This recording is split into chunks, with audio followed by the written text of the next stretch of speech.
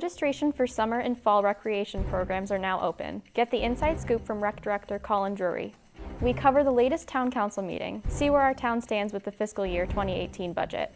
Plus, we cover Drug Take-Back Day, a safe and anonymous program to dispose of unused and expired prescription drugs. Also ahead, the grand opening of Power Clean Fitness. Originally on Shaker Road, it's time to work out at their new location. Those stories and much more ahead on ELCAT News Update.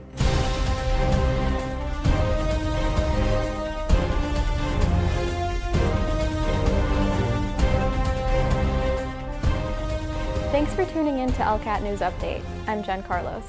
We begin the show with a visit to the Recreation Department. The Summer and Fall 2017 program brochure is now available. Rec Director Colin Drury explains what residents can expect in these upcoming seasons.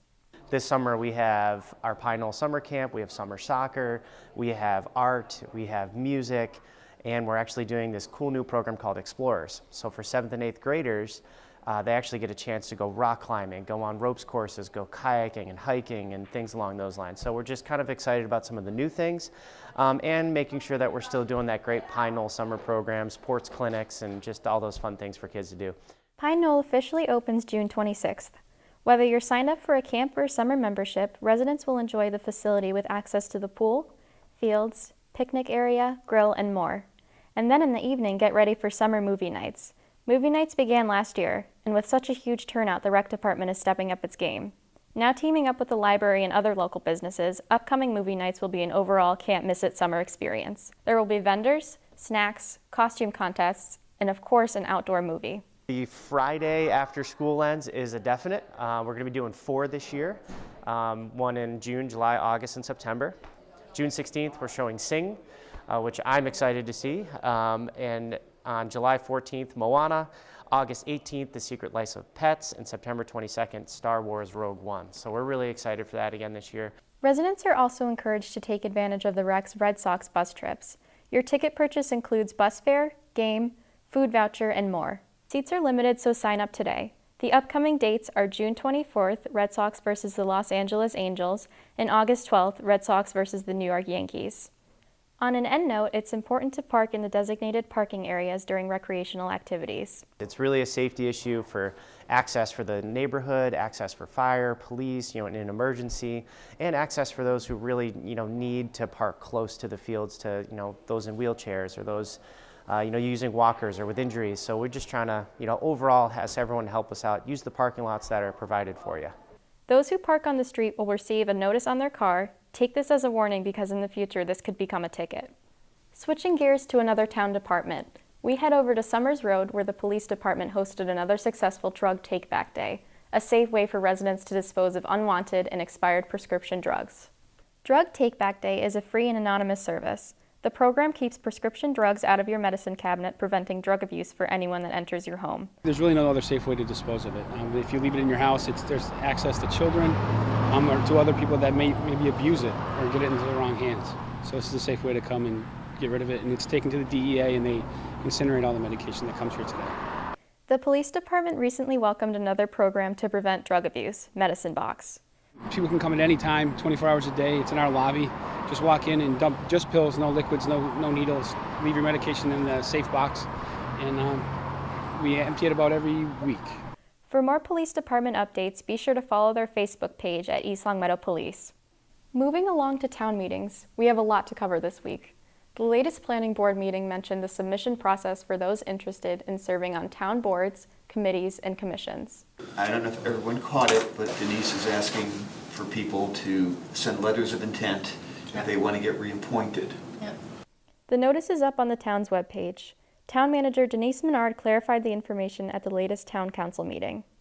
Since our last meeting seeking volunteers for boards and commissions, we've begun receiving letters of interest. And all I did was took every vacancy that Marge updated all the boards and commissions to who's got expired terms, and we just listed them all. That doesn't mean that we're replacing everybody or anything like that. It's just, let's see who's got an interest. That's really what it is, including people that are already on. Also at that meeting, Senator Eric Lesser paid a visit to share some state government updates. I'll try to focus more specifically on things that I think are kind of relevant to town administration, and then I'm happy to talk about kind of broader policy items also. We were able to get, working with the governor, a modest increase in local aid, and I really do emphasize it's modest. We know it's not where it needs to be. I know actually there's broad agreement in the House and the Senate and with the governor as well that local aid is number one. That goes first, supporting cities and towns, both unrestricted aid and also the education aid and the road aid. I have an item that I think would be of particular interest to East Long Meadow and to all of our communities around regional funding for transportation initiatives. So what this would be is it would empower you to have flexibility to assess revenue measures or taxes to fund local projects, to basically put it to the voters in your town the same way, for example, community preservation works or other local options. It's not imposed by us. It's just a legal change to allow you to have the flexibility through home rule petition to put those measures up. So that would allow, for example, more flexibility in funding things like bike paths or local road improvements or regional. You can marry this up with other towns, so you could team up with Wilbraham and Longmeadow and Springfield to do maybe a regional road network or a trolley system, or who knows. We continue to be focused on substance abuse. I have a bill to continue to expand our Narcan bulk purchasing program, to continue to expand insurance coverage requirements for treatment, and also several pieces of legislation pertaining to first responders that would be relevant as well. Checking off agenda items, the council ends with a continuation from their last meeting on the FY18 budget plan. Could I suggest that we can start your own list? And then as we move through the process, at the end we say, okay, we've got some room, we can what's the list look like? And then we can discuss the list and beat each other up over what items on the list we include in the budget or whatnot. But I think if we just follow through and start including things, we're going to lose control real fast of the bottom line, the big numbers. Agree with both the town manager and Councilman Medicine that to wait and say, okay, all of your items, and then I can say, okay, if you add this one and this one, this is what it does. If you add just this one, this is what it does. If you add those four, because it does snowball really fast. Menard provides more detail regarding public safety, education, public works, and more. The budgets that are highlighted, the first one is the police budget. Their supplemental budget addresses a couple of needs. What we feel is a priority of civilian dispatch, taking police officers and using them for the job that they were hired for, which is policing, and having either civilian dispatch or a rec regional dispatch. The interesting thing about trying to set water and sewer rates is that you have much more variability in what drives your revenue year by year than you have in the tax rate. You generally know the property there in town. You know what the property is valued. You make some projections regarding what the appreciation and value might be and what new property you might have. But as an example, in water consumption or water sales, those numbers can vary by 25% year to year. So when we make projections, we make conservative projections, not the worst case. Typically what I've used is about the third point in terms of the last 10 years of water consumption, so that in an average year we probably actually make a little bit more money than we project. But I don't want to go the other direction. I don't want to project revenue and find out that we end up with a shortfall. Councilmember Eric Madison puts the numbers into perspective, looking at the budget from the taxpayer's point of view. Our current tax rate is $20.77 per thousand. Under the budget, and I keep using the word submitted by the town manager, it's a first draft, but the first draft budget submitted by the town manager, the tax rate would be somewhere, assuming property valuations remain flat, okay? The tax rate would be $21.72. So it's less than $1 increase per $1,000, which in my mind is always very reasonable. The next town council meeting will take place on Wednesday, May 3rd at 6 p.m. at the Pleasant View Senior Center. This meeting will solely focus on the FY18 budget. Power Clean Fitness is now officially open for business. Originally located on Shaker Road, PCF moved locations for expanding purposes. It was real important to stay in town. That was our main objective. We had outgrown our last space. Got in here right around Thanksgiving, and here we are now. We had a vision of what we wanted Power Clean Fitness to be, and we were able to more than double in size. In their new 14,000 square foot facility, PCF now offers a kids club, shake bar, full locker rooms, indoor cycling, yoga, and CrossFit. I'm super excited to add CrossFit in, and just adding turf, doubling the size of our strength training area. We kind of got squished in the last place, and there's room for tons more athletes to come in, just keep growing and growing and growing.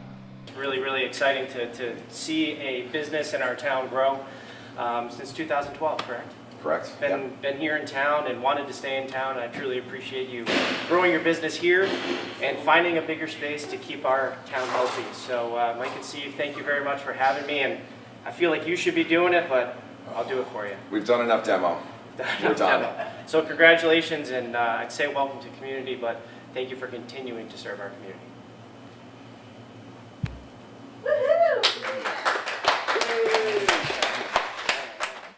Be sure to check them out on 45 Baldwin Street and online at pcfgym.com. Now it's time for our weekly segment, Library Learning, where we let you know what's happening at the East Longmeadow Public Library. The results are in from the Boston Bruins Pajama Drive. The library is thrilled to announce the number of donations. This year they have received 180 pairs of pajamas. The library has taken part in the drive for years, and every year the number of donations increases. The Department of Children and Families collects the pajamas and distributes them to Massachusetts families in need. The library thanks all those who participated. Now for upcoming events, get ready to talk politics at the popular program Great Decisions. Great Decisions is put on by the Foreign Policy Association. Communities all around America have Great Decision groups that read a briefing book, watch DVDs, and then discuss critical global issues. Stay involved with world affairs and get in on the discussion on Tuesday, May 9th at 6 p.m. in the library community room. Bring your appetite to this next library event, ELPL Eats. ELPL Eats is a monthly program that allows residents to choose a recipe from a designated cookbook and share their dish with others. This month, the cookbook, Beach House Brunch, will get you in the summer mood. Light, tasty snacks will be a delicious weekend treat. The tasting takes place on Saturday, May 13th at 1 p.m. in the library community room. We'll end tonight with a public service announcement. Those looking to dispose of bulky items such as TVs, refrigerators, and furniture are able to do so at the transfer station. Transfer station hours have recently shifted from winter hours to regular hours. The station, located on Summers Road behind the police station, will be open on Wednesdays and Saturdays only from 9 a.m. to 5 p.m. Rules and regulations can be found through the town's website. Well, that will do it for this edition of ELCAT News Update. Be sure to stay connected with us on YouTube, Facebook, Twitter, and Instagram, all at ELCAT 01028. And don't forget to watch us on cable channels 191, 192, and 193. For cable channel times, make sure to check out our ELCAT program guide.